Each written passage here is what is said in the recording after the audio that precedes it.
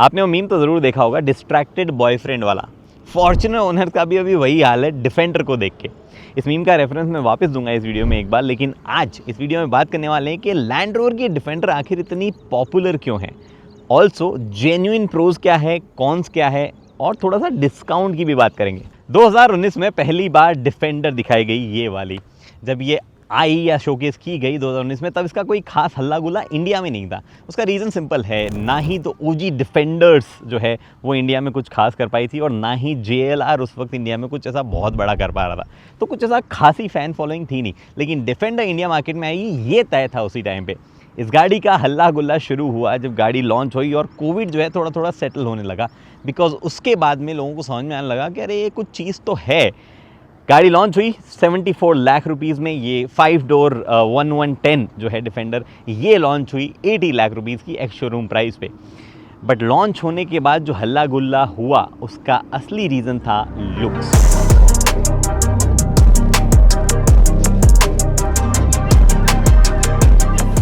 देखो, भारत में आज भी सबसे तगड़ी वैल्यू माहौल की है। गाड़ी अगर महंगी ना भी हो तो भी महंगी दिखनी चाहिए, और जो महंगी हो फिर तो भव्य महिमा होनी चाहिए। आसान शब्दों में बोलूं तो भौकाल होना चाहिए, और डिफेंडर का भौकाल है बड़ी size, solid road presence and her angle से मस्कुलाइन दिखती है land rover defender. And on top of everything, जब आप यहाँ बैठते हो तो बाकी सारी गाड़ियाँ ऐसे लगती है कि नीचे है, एक फ्लोर नीचे है। ये जो पावर के शौक रखने वाले थार, स्कॉर्पियो, फॉर्च्यूनर ओनर्स है, वो भी डिफेंडर के सामने एक बार पावर छोड़ के शांत रहना पसंद करते हैं। लेकिन माहौल है किसी गाड़ी का, इसका मतलब ये नहीं कि हम इंडियंस वैल्यू आंकना भूल जाएं। डिफेंडर जब लॉन्च हुई तब 80 लाख की थी, और अभी एक शोरूम जो है 1 करोड़ 10 लाख की है।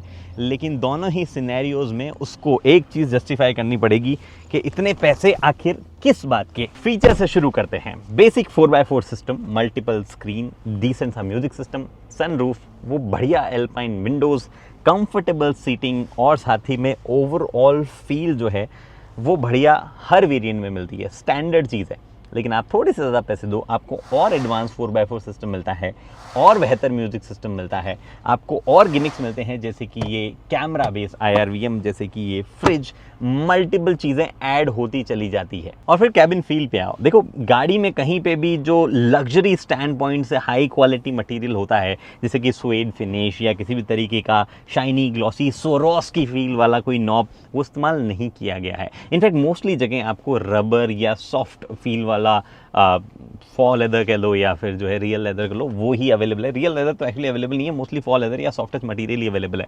बट जो भी दिया गया है, that has been given from a durability and practically point of view, और वो हाई क्वालिटी का है।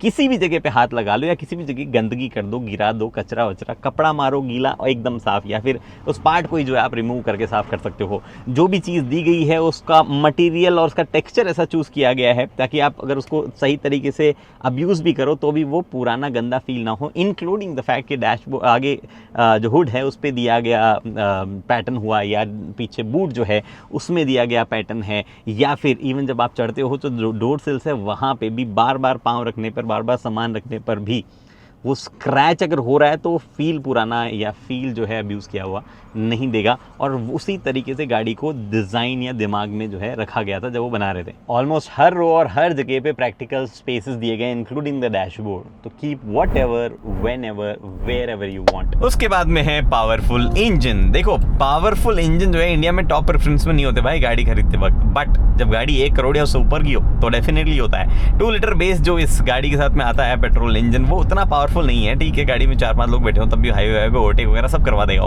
But it can not be called powerful. But पैसा थोड़ा ज़्यादा दो तो आपको और इंजन ऑप्शन मिलेंगे, थोड़ा और ज़्यादा तो और ऑप्शन मिलेंगे, थोड़ा और ज़्यादा तो और ऑप्शन मिलेंगे।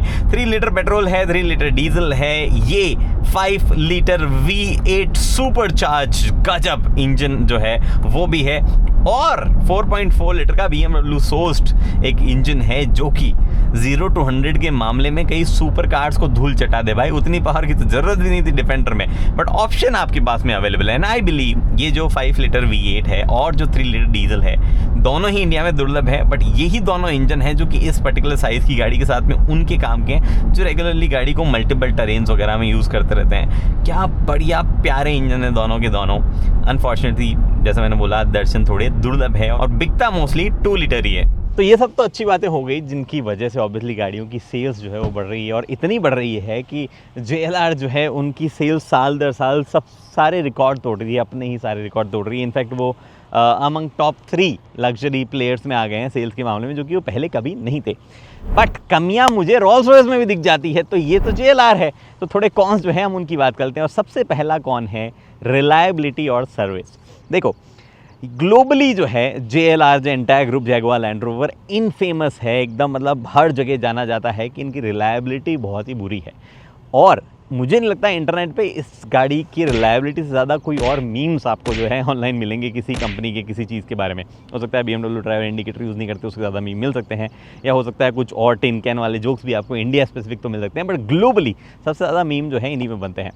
हाउएवर अच्छी बात थोड़ी सी ये है कि JLR के जो नए प्रोडक्ट्स हैं इंक्लूडिंग डिफेंडर, उनमें उतनी शिकायतें नहीं आई है, बट शिकायतें आई है। जो भी डिफेंडर ओनर्स हैं उन्होंने थोड़ी शिकायतें करी है, डीलेड पार्ट्स की उन्होंने शिकायतें करी है, सर्विस एक्सपीरियंस उनका बढ़िया नहीं रहा है, और उन्होंने ये भी शिकायतें करी कि मेंटेनेंस अब भी अब्सर्डली ऑड या हाई जो है उनको कई सिचुएशन में लगता है, including people who have owned this car in India. उसके बाद में है drinking habits, bad drinking habits. गाड़ी बहुत पीती है भाई, ये तो चलो फिर भी 5 लीटर V8 है तो समझ में आता है, इसका तो बनता है, बट जो बेस 2 लीटर पेट्रोल है वो भी बहुत पीता है। आपको पता है यूरोप वगैरह में लोग मजे ले रहे हैं 14-14 kmpl के माइलेज निकाल के अपने डीजल से। इंडिया में ऐसा अनफॉर्चुनेटली एक 2 लीटर डीजल जो है वो भी आना चाहिए था इस गाड़ी के साथ में, थोड़ी उसकी सेल्स जो है वो ज़्यादा होती है और थोड़ा लोग कम फ्यूल कंज्यूम करते हैं, बट अभी तो बहुत पीती है भाई। कौन नंबर 3, कई लोग जान के हैरान हो सकते हैं कि डिफेंडर 110 जो है उसमें 3rd रो नहीं आती है। जी हाँ, इस गाड़ी में जो है आपको 2 ही रो मिलती है, 5 सीटर ही है। हालांकि you can opt for the 3rd रो, और यहाँ पे जो नहीं लगी है यहाँ पे 2 सीट लग जाती है, बट प्रॉब्लम ये है कि उसके बावजूद उनका स्पेस इतना कम है कि वो कोई काम की नहीं। ये चीज़ वैसे आपको जो है और नहीं लग सकती है, लेकिन मान लो अगर आपकी गाड़ी में कोई बैठे, उसको पता चले कि 1-1.5 करोड़ की गाड़ी है, और फिर वो साइज़ भी देखे तो बोले बड़ी है, फिर अंदर आके देखे अरे यार ये पीछे वाली रोड तो कोई काम की नहीं है, इसमें हमारी फॉर्च्यूनर और ग्लॉस्टर में ज़्यादा इस पर ज़्यादा है, वहाँ मामला हर्ट हो सकता है। तो 3rd रो जो है उसकी इंजीनियरिंग बेहतर नहीं है। हालांकि उसका एक महंगा सॉल्यूशन है, वो है डिफेंडर 130। डिफेंडर 130 के साथ में हम पहुँचते हैं 3rd नेगेटिव पे, वो है 4th नेगेटिव एक्चुअली, वो है प्राइस। देखो लोग लेने वाले जो है जब 80 लाख 90 लाख की आ रही थी तब भी ले रहे थे, ऑन रोड नहीं एक्स शोरूम, और अब जब 1 करोड़ 10 लाख से शुरू होकर जितने भी करोड़ों की आ रही है तब भी ले रहे हैं, और लेने वाले ऑक्टा भी लेंगे जो कि 3 करोड़ की गाड़ी है। But that does not mean कि इस गाड़ी की वैल्यू जो है वो उतनी है। अब ब्लेम आप इंडिया के टैक्सेस को कर दो या JLR के डिसीजंस को कर दो कि उन्होंने इंडिया में इसको असेंबल नहीं करने का डिसीजन लिया, किसी को भी ब्लेम कर दो, बट गाड़ी महंगी तो देखो है, और उतने की वैल्यू नहीं जितने की अभी करंटली मिलती है।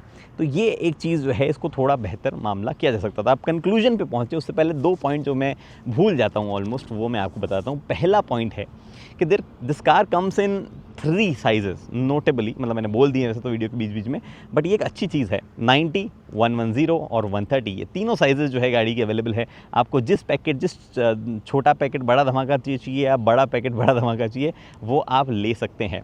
और दूसरी चीज़ जो डिस्काउंट की हम बात कर रहे थे, वैसे तो देखो UK वाली जो ट्रेड डील वगैरह कल प्रधानमंत्री साइन करके आए हैं उसका कोई इस पे इफेक्ट नहीं पड़ने वाला, बिकॉज ये गाड़ी स्लोवाकिया में बनती है और JLR को असेंबली इसीलिए करने का मैं बोल रहा था। Good news is rumour market में ये है कि शायद इसकी असेंबली जल्द ही शुरू हो जाए और उसके बाद में इस पे प्राइस कट हो सकता है। एनीवे कंक्लूजन ये है कि देखो गाड़ी जो है वो बहुत ही भयंकर धाकड़ है और इसीलिए बिकती है। There is no doubt about it, there are many good things about this, और वही रीज़न है कि ग्लोबली JLR जो है वो थोड़ा और कॉन्फिडेंस में अब आ गया है, थोड़ी और चीज़ें करने लगा है, इंक्लूडिंग द फैक्ट कि जो डाकार रैली मुझे बहुत पसंद है, नेक्स्ट ईयर JLR डिफेंडर लेके उस डाकार रैली में भी उतरेगा। तो काफ़ी सारी बेटर चीज़ें जो है वो गाड़ी के साथ में हो रही है, कंपनी के साथ में हो रही है, लोगों को मज़ा आ रहा है। बट वो मीम वाला रेफरेंस जो है वो मैं आपको वापस बताता हूँ।